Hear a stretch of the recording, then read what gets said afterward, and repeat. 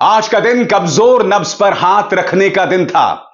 अखिलेश यादव ने भारतीय जनता पार्टी, या ये कहा जाए प्रधानमंत्री नरेंद्र मोदी की कमजोर नब्ज पर एक नहीं दो बार हाथ रखा। पूरी भाजपा किलबिला गई। एक तरफ दिल्ली में मोर्चा संभाल रखा था अखिलेश यादव ने, और दूसरी तरफ उत्तर प्रदेश विधानसभा में अखिलेश के चचा मुख्यमंत्री आदित्यनाथ से भिड़ गए। जी हां, और ये दोनों ही घटनाएं आपस में जुड़ गई। किस तरह से मैं आपको बतलाऊंगा, मगर देखिए सबसे पहले अखिलेश यादव ने इस तस्वीर का सहारा लेके, जिसमें आप देख सकते हैं कि मुख्यमंत्री आदित्यनाथ ने ना अमित शाह को नमस्कार किया और ना प्रधानमंत्री को नमस्कार किया।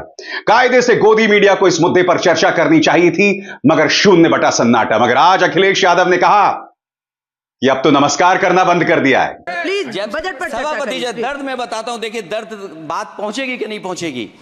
सभापति महोदया, उत्तर प्रदेश से जब से हारे हैं तब से कोई नमस्कार नहीं कर रहा है। तकलीफ वो है आपको। कंप्लीट करिए। वो वीडियो हमने देखा है कि कोई किसी को नमस्कार नहीं कर रहा है, कोई किसी को देख नहीं रहा है। बात वहां नहीं रुकी। अखिलेश यादव ने बनारस का भी जिक्र किया कि प्रधानमंत्री नरेंद्र मोदी बमुश्किल बनारस से चुनाव जीते थे। किस अंदाज में, व्यंग्य के अंदाज में अखिलेश यादव ने यह बात रखी, देखिए। हारे ही नहीं हैं आप, सीटें ही कम नहीं हुई हैं। देश के प्रधानमंत्री जी भी वोट से हारे हैं, वोट से हारे हैं। जो कभी 5 लाख तक जीतना था जिन्हें, या 10 का टारगेट बनाया था, कितने से जीते? तो कम से कम इन चीजों को तो देखें। मैं जब सुनता हूं सत्तापक्ष लोगों को तो मुझे वो लाइनें याद आ जाती कि वो झूठ बोल रहा था, बड़े सलीके से मैं एतवार न करता तो और क्या करता। वहीं दूसरी तरफ विधानसभा में अखिलेश यादव के चचा शिवपाल यादव और मुख्यमंत्री आदित्यनाथ के बीच में घमासान देखने को मिला। सबसे पहले देखिए मुख्यमंत्री आदित्यनाथ किस तरह से ताना मारते हैं शिवपाल यादव पर कि चचा को धोखा मिला, और उसका जवाब शिवपाल यादव कैसे देते हैं, केशव प्रसाद मौर्य का इस्तेमाल करके। मंजर क्या था दोस्तों, राजनीति किस तरह से हो रही थी, मैं चाहूंगा आप उस पर गौर करें। पहले तो आपके चयन के लिए मैं आपको बधाई देता हूं। ठीक है, अलग विषय है कि आपने चचा को गच्चा दे ही दिया। चचा बेचारा हमेशा ही ऐसे ही मार खाता है, उनकी नियति ही ऐसी है, क्योंकि भतीजा हमेशा भयभीत रहता है। हमें गच्चा नहीं मिला है। पांडे जी बहुत सीनियर है, ठीक है, बहुत सीनियर है, और हम लोग देखिए समाजवादी हैं, और समाजवादी के साथ साथ आपकी तरफ से भी हमने कुर्सी का कहीं न कहीं इशारा किया था, हमें वहां पर बैठाला गया था, उसके बाद यहाँ पर बैठे, और यहाँ के बाद हम यहाँ पर बैठे, इसके बाद यहाँ बैठ गए। मेरी शुभकामनाएं और आगे के लिए।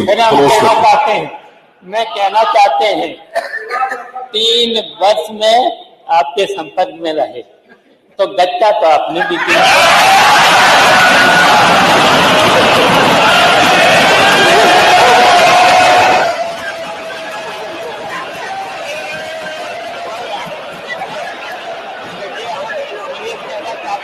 एक सेकंड, अब तो आपको आदत हो जानी चाहिए। अजय जी, जब आपने गच्चा दिया तो उत्तर प्रदेश इस चुनाव में पीछे रह गया, बहुत पीछे चला गया, समाजवादी पार्टी आगे हो गई। और फिर आप देख लेना, अब देख लेना 27 में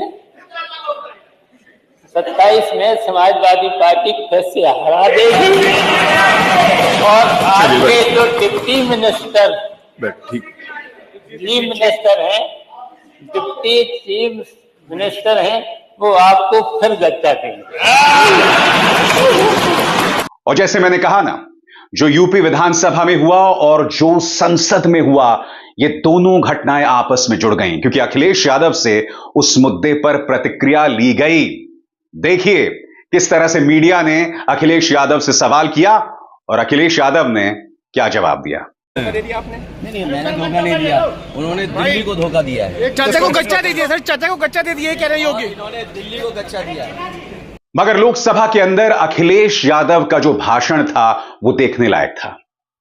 कल राहुल गांधी ने चक्रव्यूह और शिवजी की बारात का इस्तेमाल करके प्रधानमंत्री नरेंद्र मोदी और भारतीय जनता पार्टी को आड़े हाथों लिया। उनके एक एक शब्द से बीजेपी बुरी तरह से हिल गई और आज बारी थी अखिलेश यादव की, जिन्होंने व्यंग का सहारा लेकर, फैक्ट्स का सहारा लेकर भारतीय जनता पार्टी पर हमला बोला। मैं चाहूंगा कि आप उनका भाषण सुने। भाषण लंबा है मगर बहुत ही दिलचस्प है। भाषण में देखिएगा एक एक मुद्दे पर किस तरह से कलह खोलते हैं, पोल खोल करते हैं अखिलेश यादव पूरी भाजपा सरकार की।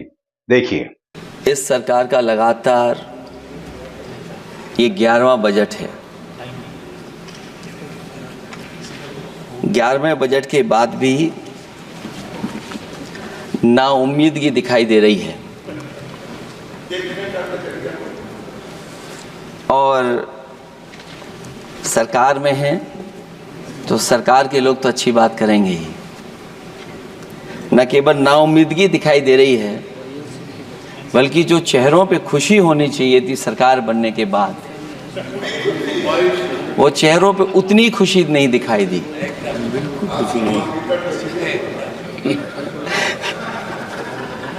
ये 11वें बजट में बेरोजगारों के लिए, युवाओं के लिए, गांव के लिए और उनकी तकलीफ परेशानी का जो मुद्दा है वो 9-2-11 दिखाई दे रहा है मुझे। महंगाई में घर चलाना, बच्चों को पढ़ाना और घर के बड़े बुजुर्गों की दवा इलाज से लेकर के महंगाई का जो सामना करना पड़ रहा है, ये बातें परिवार वाले बखूबी जानते हैं।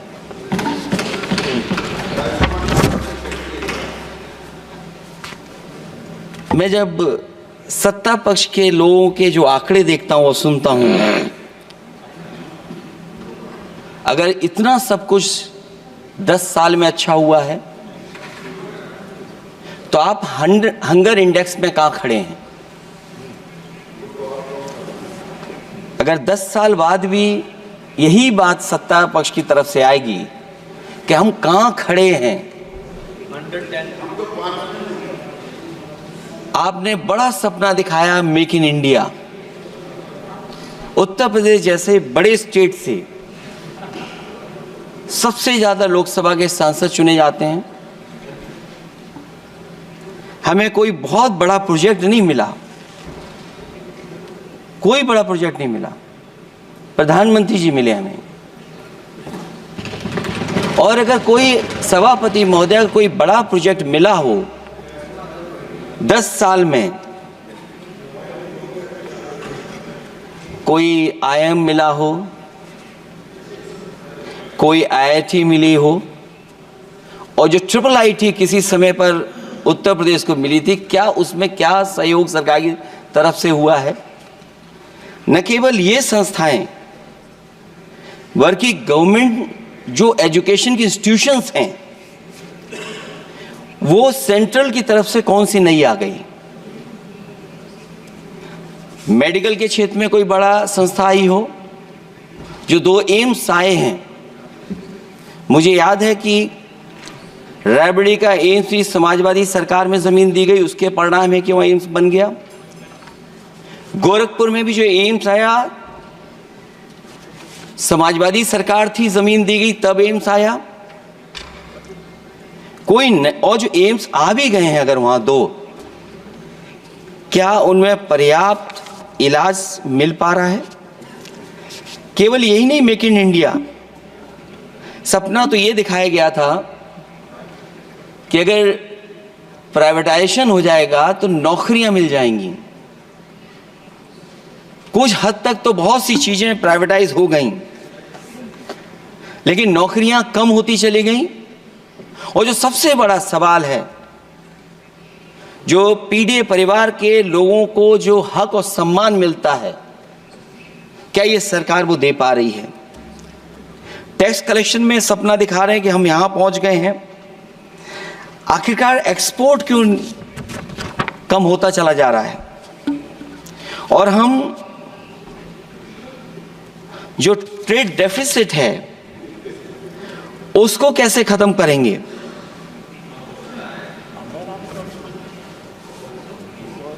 दस साल में अगर हम वहीं के वहीं खड़े हैं और कोई ऐसा कुछ न दिख रहा हो, और परिणाम जो रिजल्ट आए हैं यूपी के, उसमें दिखाई दे रहा है कि आपने कितना काम किया है। सभापति महोदय, अगर ये सब कुछ अच्छा किया होता तो क्या परिणाम ऐसे आए होते? जहां हारे ही नहीं हैं आप, सीटें ही कम नहीं हुई हैं।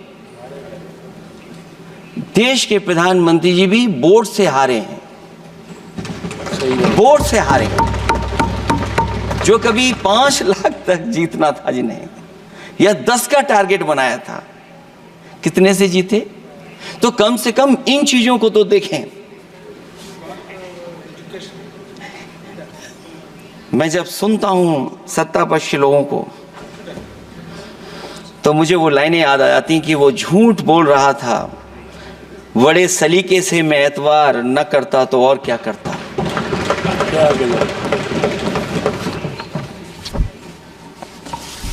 मुझे याद है कि देश के प्रधानमंत्री जी ने जनकपुर में एक झंडा दिखाया था और उस बस में 35 लोग बैठ करके अयोध्या आए थे। सभापति महोदय, उस समय भी मैंने मांग की थी कि जहां से जनकपुर से यात्रा शुरू हो रही है और अयोध्या तक बस से लोग आएंगे तो पता नहीं कितने घंटों में आएंगे।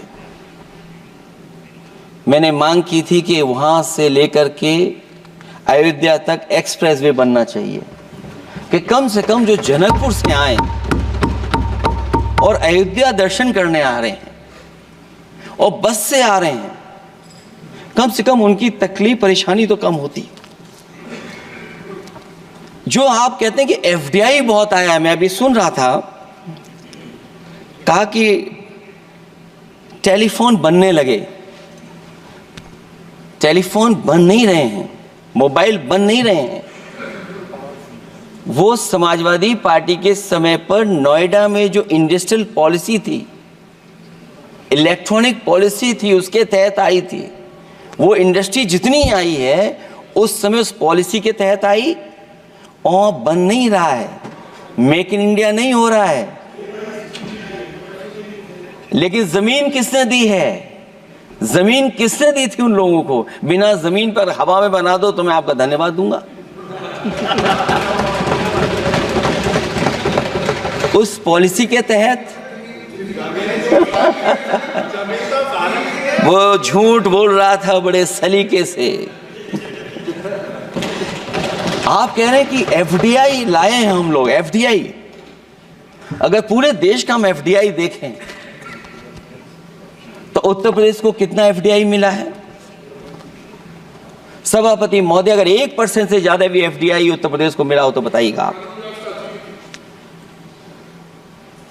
जो प्रोजेक्ट डिले हो रहे हैं, जिसकी वजह से कॉस्ट ओवररन हो रही है, उसका जिम्मेदार सभापति महोदय कौन है? डबल इंजन की सरकार है। लखनऊ में भी सरकार आपकी है, दिल्ली में भी सरकार आपकी है। आखिरकार ऐसा क्यों हो रहा है? और आज ही जब सदन में सभापति महोदय हम लोग आए हैं तो एक और रेल एक्सीडेंट की खबर सुनी है। जब से ये सरकार आई है,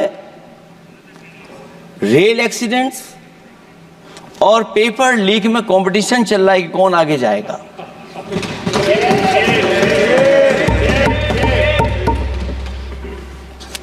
मैं तो अखबारों में पढ़ता था सभापति महोदय कि तोड़ फोड़ करके ये सरकार बनाते हैं।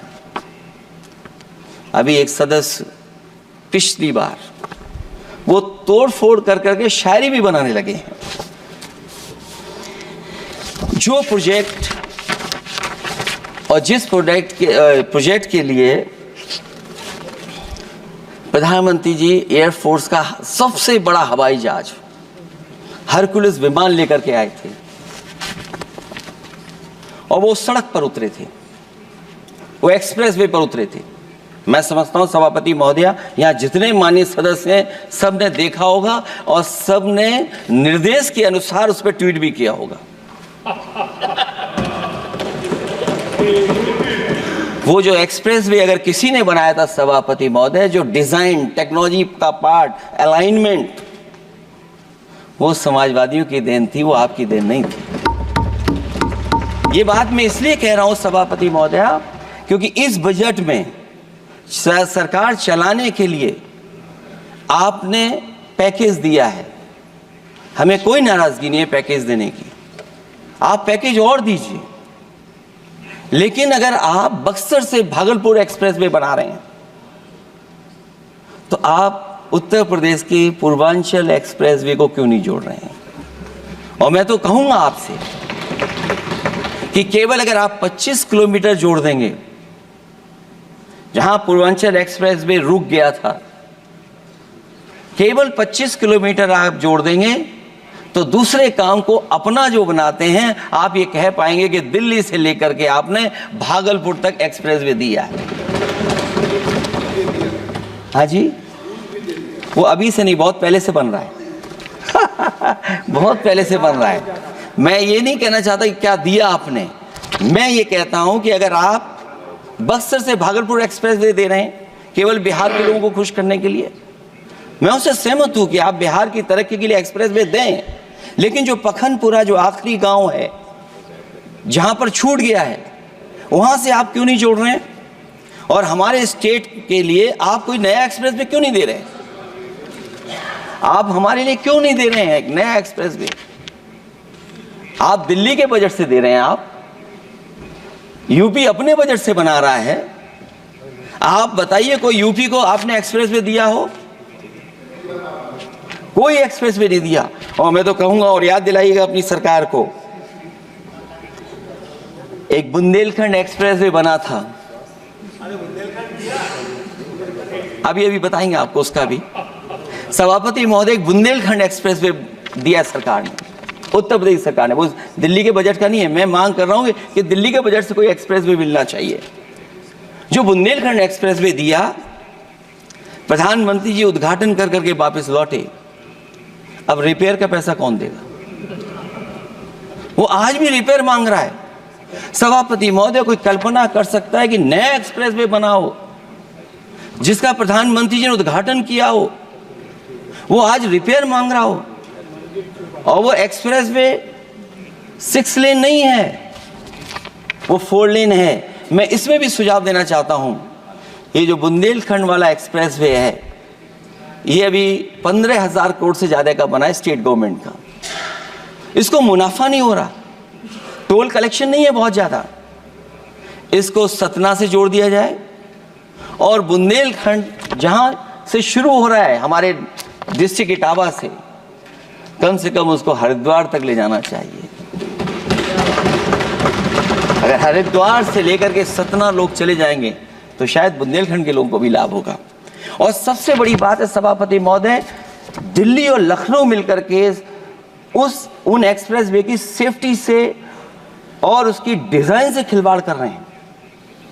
जो इंडियन रोड कांग्रेस कहती है, जो डॉक्यूमेंट कहता है, वो ये कहता है कि मीडियन सड़क का 12 मीटर से लेकर के 14 मीटर होना चाहिए। आप जाकर के देख के आइए, जो पूर्वांचल वाला बना है उसका मीडियन कितना है? क्या भविष्य में आपने चलने वालों की सेफ्टी के साथ खिलवाड़ की है कि नहीं की है? ये आपको विचार करना पड़ेगा। जिस समय लद्दाख और चीन को लेकर के सवाल उठा था सभापति महोदय, उस समय पॉलिटिकल पार्टी से सुझाव मांगे गए थे और सुझाव ये मांगे गए थे कि आप क्या सुझाव देना चाहते हैं। तो उस समय जो सुझाव समाजवादी पार्टी ने दिया था वो सुझाव ये था कि लिपू लेक से लेकर के आपके ग्वालियर तक 6 लेन हाईवे बनना चाहिए। कभी ज़रूरत पड़ने पर सीमाओं पर हमारी फौज का आना जाना जल्दी हो जाए। और मुझे याद है जो अखबारों में मैंने पढ़ा था, सरकार ने उसको स्वीकार कर लिया था कि 6 लेन हाईवे बनेगा वो। लेकिन जब टेंडर की बात आई तो सुनने में आया कि वो 4 लेन बनने जा रहा है। और अभी जब वो काम हो रहा है, जब काम मैंने दोबारा उसको देखा तो पता लगा कि डबल लेन पेव शोल्डर बन रहा है।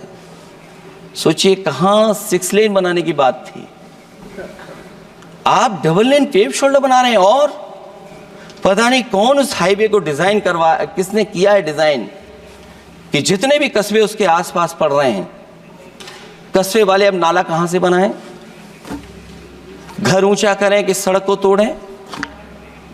बहुत सारे कस्बों को वो समस्या के संकट में डाल दिया है सरकार ने।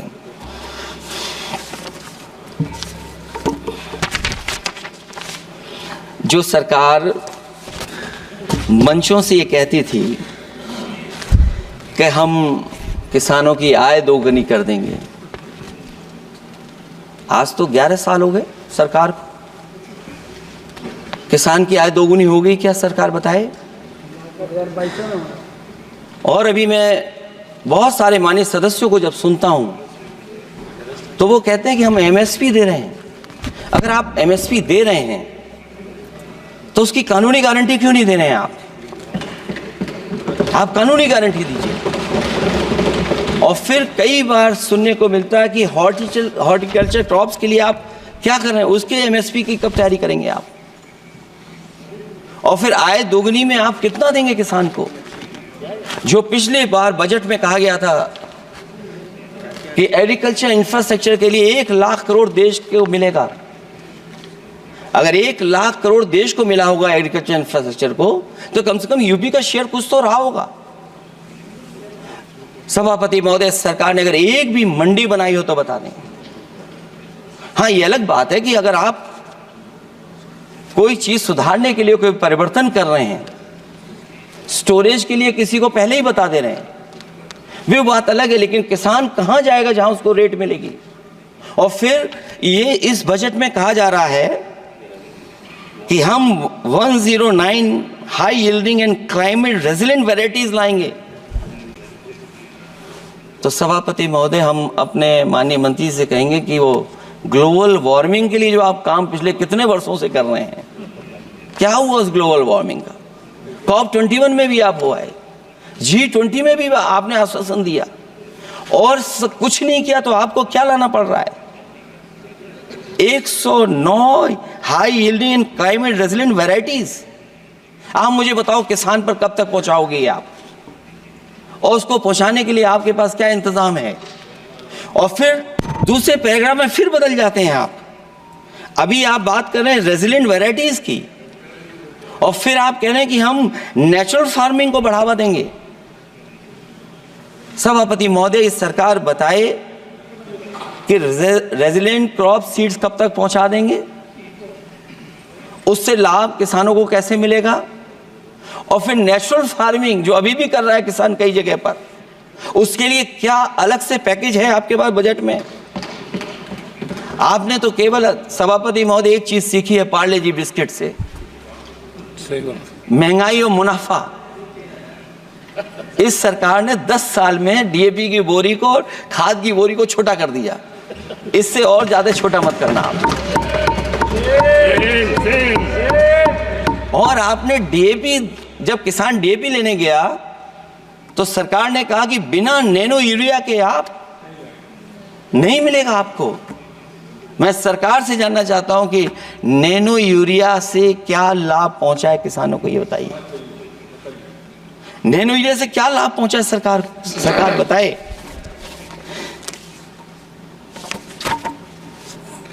हमारे यहां बड़े बड़े आयोजन हुए सभापति महोदय, इन्वेस्टमेंट मीट के, बड़े बड़े आयोजन हुए इन्वेस्टमेंट मीट के, और 5 लाख करोड़ के एमओयू साइन हो गए, 5 लाख करोड़ के। मैं ये सभापति महोदय, बजट हमारी क्या मदद कर रहा है उत्तर प्रदेश के उद्योग लाने के लिए? और ऐसे आयोजन हुए जिसमें देश के प्रधानमंत्री आए, देश के राष्ट्रपति आए, और देश के जितने बड़े उद्योगपति सब आए थे। लेकिन आज यूपी को क्या मिला वहां पर? किसानों के लिए एग्रीकल्चर सेक्टर में बड़े बड़े एमओयू हुए, लेकिन आज जमीन पर कुछ नहीं दिखाई दे रहा है। मुझे याद है समाजवादी सरकार में, क्योंकि देश का सबसे ज्यादा उत्पादन दूध का अगर कहीं हो रहा है तो उत्तर प्रदेश में हो रहा है, और उस उत्पादन को बढ़ावा देने के लिए और इन्वेस्टमेंट लाने के लिए उस समय की सरकार ने फैसला लिया कि अगर बाहर से भी कोई डेयरी या डेयरी प्लांट लगाना चाहेगा तो उसमें सरकार सहयोग करेगी। और परिणाम यह हुआ कि गुजरात की 3 अमूल प्लांट लग गए यूपी में। तो मैंने उद्घाटन किए, एक डेयरी से हुआ तो देश के प्रधानमंत्री जी ने किया। लेकिन उसके बाद कोई नया प्लांट आया हो तो बता दें। जो अमूल से पुरानी संस्था है, क्या उसका सहयोग कुछ करेंगे आप लोग? क्या आप पराग का सहयोग करेंगे कुछ? न केवल दूध उत्पादन में उत्तर प्रदेश आगे है, बल्कि चीनी में और गन्ने की पैदावार में भी कभी आगे कभी पीछे होता है। किसानों को भरोसा दिलाया गया था कि उनकी भी आय दोगुनी हो जाएगी, उनको भी बहुत सुविधाएं दी जाएंगी, बिजली फ्री दी जाएगी। सभापति महोदया, उन्हें फ्री बिजली नहीं दी सका। यह आश्वासन था आपका। और आज अगर उत्तर प्रदेश पिछड़ इसलिए रहा है क्योंकि सबसे महंगी बिजली अगर कहीं कोई पा रहा है तो उत्तर प्रदेश पा रहा है। और मुझे याद है, क्योंकि बात ये मुझे इसलिए कहना चाहिए, बीजेपी के एक विधायक जो सबसे बुजुर्ग थे, वो देश के प्रधानमंत्री जी के क्षेत्र में बिजली 24 घंटे आए, उसके लिए वो धरने पे बैठ गए थे। वहां के अधिकारियों ने कहा कि बुजुर्ग हैं, इनका स्वास्थ्य बेहतर नहीं है, इनका धरना आप उठवा दीजिए। मैंने सभापति महोदय उनको बुलाया, मैंने उनकी बात सुनी। उन्होंने कहा कि प्रधानमंत्री जी के क्षेत्र में 24 घंटे बिजली होनी चाहिए। उसी दिन मैंने फैसला ले लिया कि प्रधानमंत्री के क्षेत्र में 24 घंटे रहेगी बिजली। और मैंने उससे मांग की सभापति महोदय कि उत्तर प्रदेश देश के प्रधानमंत्री को बनाने में सबसे बड़ा सहयोग किया है, इसका कम से कम बिजली का कोटा तो बढ़ जाए यूपी का। वो 8 साल हो गए, उत्तर प्रदेश ने देश के प्रधानमंत्री को तो दे दिया, लेकिन अभी तक बिजली का कोटा नहीं बढ़ा। हमें उम्मीद है 11 शुभ होता है, इस 11वें बजट में कुछ तो सुविधाएं ऐसी उत्तर प्रदेश को दी जाएंगी जिससे वहां के लोगों को लाभ पहुंचे, मदद पहुंचे।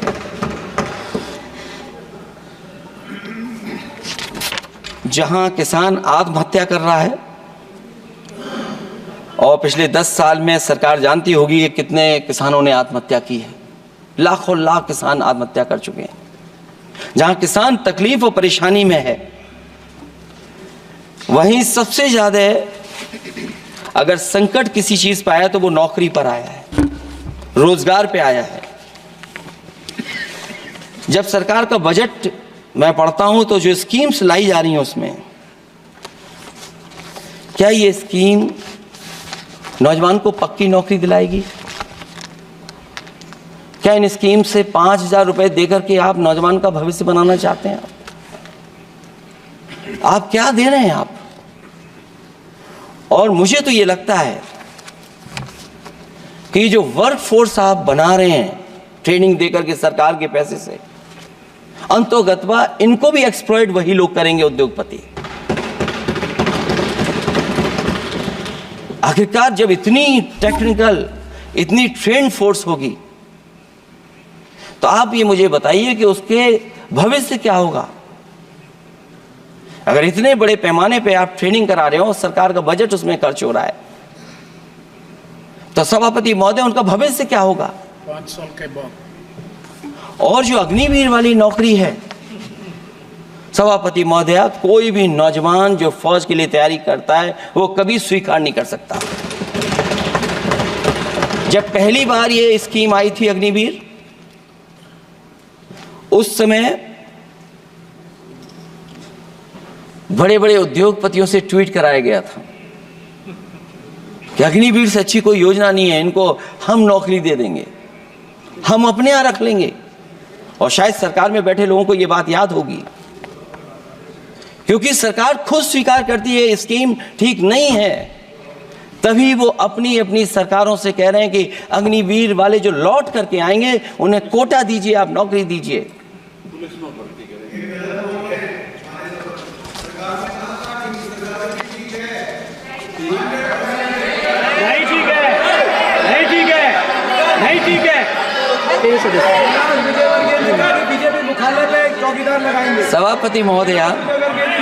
सभापति महोदय मैं बैठ जाता हूं, आप खड़े होकर के कह दीजिए अग्निवीर व्यवस्था अच्छी है। मैं इस सभा में खड़े होकर कहता हूं, उस राज्य से आता हूं, हिमाचल प्रदेश से, जिसने पहला परमवीर चक्र विजेता मेजर सोमनाथ शर्मा दिए। कारगिल के युद्ध में सबसे ज्यादा शहीद होने वाले हिमाचल प्रदेश के वीर नौजवान थे। 4 परमवीर चक्र विजेता हुए, उसमें से 2 कैप्टन विक्रम बत्रा और सूबेदार संजय कुमार हिमाचल प्रदेश से हुए। और मैं कहता हूं, जी हां, जो लंबे समय से मांग थी 1 रैंक 1 पेंशन की किसी सरकार ने पूरी नहीं की, वो नरेंद्र मोदी जी की सरकार ने यहां पर पूरी की है। और मैं एक बात और कहता हूं, अखिलेश यादव जी सुन ले, अग्निवीर में 100% एम्प्लॉयमेंट की गारंटी है और रहेगी। माननीय सदा साहब अपनी बात सभापति महोदय, जो मैंने बहुत छोटा सवाल पूछा था, मैं दूसरी बात कहता हूं, अगर ये जो बात आप कह रहे हो, तो आपको जरूरत क्यों पड़ रही कि आपको उत्तर प्रदेश में और प्रदेशों में कोटा देना पड़ रहा है 10%?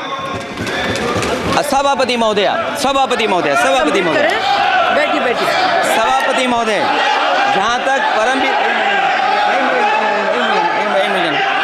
रुक जाइए,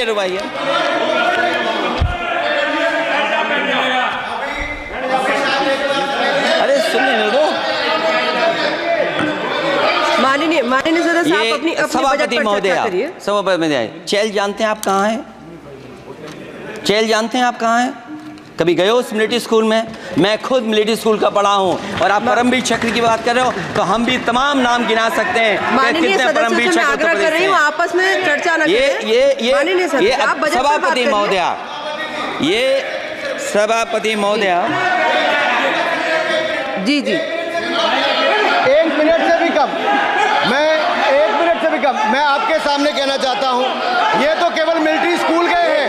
मैं आज भी टेरिटोरियल आर्मी के 124 रेजिमेंट में कैप्टन के रैंक पे अपनी सेवाएं दे रहा हूं। अखिलेश जी केवल ज्ञान मत बांटिए, राहुल गांधी जी के साथ बैठकर अब वहां बुलाने का झूठ बोलने की आपको आदत पड़ गई। प्लीज बैठिए, प्लीज। माननीय सदस्य से मैं आग्रह कर रही हूं, आप अपनी बजट पर चर्चा करें। सभापति महोदय, आपका समय पूरा हो गया है, मैं प्लीज कंप्लीट करिए। सभापति महोदय, मैं इसलिए नहीं कह रहा, मैं क्या बात कहना चाहता हूं, शायद मंत्री जी नहीं रहे इसलिए तकलीफ परेशानी ज्यादा है। और आप, अरे हमारा दर्द नहीं समझोगे, हम आपका दर्द चेहरे से पढ़ते हैं। अच्छा, दर्द मैं बताता हूँ, माननीय सदस्यों से मैं आग्रह कर रही हूँ, सभापति महोदय, दर्द मैं बताता हूँ, बजट पर चर्चा करिए। प्लीज बजट पर सभापति जी, दर्द मैं बताता हूँ, देखिए दर्द बात पहुंचेगी कि नहीं पहुंचेगी। सभापति महोदय, उत्तर प्रदेश से जब से हारे हैं तब से कोई नमस्कार नहीं कर रहा है, तकलीफ वो है आपको। कंप्लीट करिए। वो वीडियो हमने देखा है कि कोई किसी को नमस्कार नहीं कर रहा है, कोई किसी को देख नहीं रहा है। चलिए, धन्यवाद माननीय। और जो अपने आप को बहुत ताकतवर कहते थे, बहुत ताकतवर कहते थे आप अपने आप को, जिसने हराया उसको नहीं ये हटा पा रहे हैं। अब बात समझ में नहीं आई ना? माननीय जिसने हराया उसको नहीं हटा पा रहे। और अगर सभापति महोदय, अग्निवीर व्यवस्था समाजवादी लोग स्वीकार ही नहीं कर सकते। आप बजट पर पूरी अपनी बात सभापति रखिए। महोदय, अग्निवीर स्वीकार नहीं कर सकते। आप अपनी जब भी चर्चा हम रखिए, सत्ता में आएंगे, साल 2 साल, ये चलने वाली सरकार नहीं है, गिरने वाली सरकार है, याद रखना आप। माननीय सदस्य। और देखिए, आप क्यों नहीं समझ रहे हो? साइकिल हमारा चुनाव चिन्ह है, साइकिल ही आपको सरकार चलवा रही है। जिस दिन साइकिल हट गई, आप कहां बैठे मिलोगे? और दूसरे हमारे साथी हैं जो हमें लेकर के यहाँ लाए थे। माननीय सदस्य, हम यहाँ मैं छूट आग्रह गए, कर रही वो चले हूँ, गए। कंप्लीट करिए सभापति महोदय, मैं 2-3 बातें कहता हूँ यूपी को लेकर के मैं मांग करता हूँ। कंप्लीट करिए आप। सभापति महोदय, चंबल एक्सप्रेस वे बनना चाहिए, क्योंकि देश का सबसे बड़ा एक्सप्रेस वे जो 1 लाख करोड़ का बना है वो दिल्ली मुंबई से है। और यूपी को क्यों नहीं जोड़ रहे हैं आप? गंगा को लेकर के सब चिंतित हैं। गंगा की सफाई अभी नहीं हुई है। जो बजट गया पता नहीं कहां चला गया, किसी को नहीं पता। जैसे पानी बहा वैसे ही बजट भी चला गया। दूसरा, क्योंकि मंत्री जी बैठे हैं, वो जानते होंगे मंत्री जी कि देश की सबसे अच्छी लाइन सफारी बनी है इटावा में, और उस लाइन सफारी को बनाने में हम लोगों को बहुत समय लगा, क्योंकि एक लाइन सफारी, एनिमल सफारी अगर बननी हो, उसको बनाने में बहुत टाइम लगता है, बहुत जगह से परमिशंस लेनी पड़ती हैं। हम लोगों को परमिशंस नहीं मिली, और क्योंकि वो प्रोजेक्ट अच्छा है, एशियाटिक लाइन्स की ब्रीडिंग शुरू हो गई वहाँ पर। ये सरकार इसलिए नहीं शुरू करना चाहती है क्योंकि वो समाजवादियों ने बनाई है। पहली बार देश में एशियाटिक लाइन्स पैदा हो रहे हैं। नहीं, वहाँ पर इटावा में पहली बार हो रहे हैं, और वो इसलिए नहीं शुरू कर रहे हैं। और वो शेर मैं बता दूंगा आपको, शेर आया था कि कोई और आया था, वो कहानी मैं नहीं पढ़ूंगा यहाँ पर, फिर मैं बोल दूंगा तो फिर कहोगे कि क्या बोल दिया मैंने, इसलिए मत बुलवाइए तो ही अच्छा है। कि कुछ तो धन्यवाद माननीय सदस्य, धन्यवाद। कुछ मत बुलवाइए मुझसे। सभापति महोदय, मैं ये कहना चाहता हूँ कि लाइन सफारी, एनिमल सफारी उस क्षेत्र की, यूपी की प्राइड है वो, कि पहली बार ब्रीडिंग सेंटर एशियाटिक वहाँ पर बन गया है। दिल्ली की सरकार और यूपी की सरकार मिल करके उसको शुरू नहीं होने दे रही है। मुझे उम्मीद है कि उसको शुरू करवा देंगे आप। और आखिरी में मैं कहता हूँ, चलते चलते आप 2 लाइनें कहता हूँ। बुनियाद को नकार कर जो इमारतें उठाएंगे, हम भी देखते हैं वो किस मंजिल तक जाएंगे। धन्यवाद। बहुत बहुत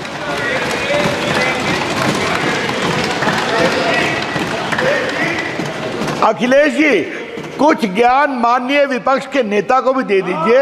आपने अच्छा भाषण दिया, उनको भी सिखा दीजिए। हालांकि अयोध्या को मैंने कहा हम काम नहीं रोक रहे हैं, लेकिन सभापति महोदय मैं कहना चाहता हूं, इन लोगों का कौन टाउन प्लानर है, कौन आर्किटेक्ट है, मैं नहीं जानता हूं, लेकिन ये जब सरकार से चले जाएंगे तो विश्व की सबसे बढ़िया नगरी अगर कोई बन करके दिखाएंगे तो वो अयोध्या नगरी होगी। माननीय सदस्य को इससे बड़ा सम्मान और कोई नहीं हो सकता। यह भाषण सामान्य नहीं है दोस्तों, क्योंकि इस भाषण की गूंज उत्तर प्रदेश की गली गली, चौराहे चौराहे पर सुनाई देगी। कहने को चुनाव 3 साल में है, मगर अभी से कुछ ही हफ्तों में 10 सीटों पर उपचुनाव होने वाले हैं, जहां भारतीय जनता पार्टी मजबूत स्थिति में।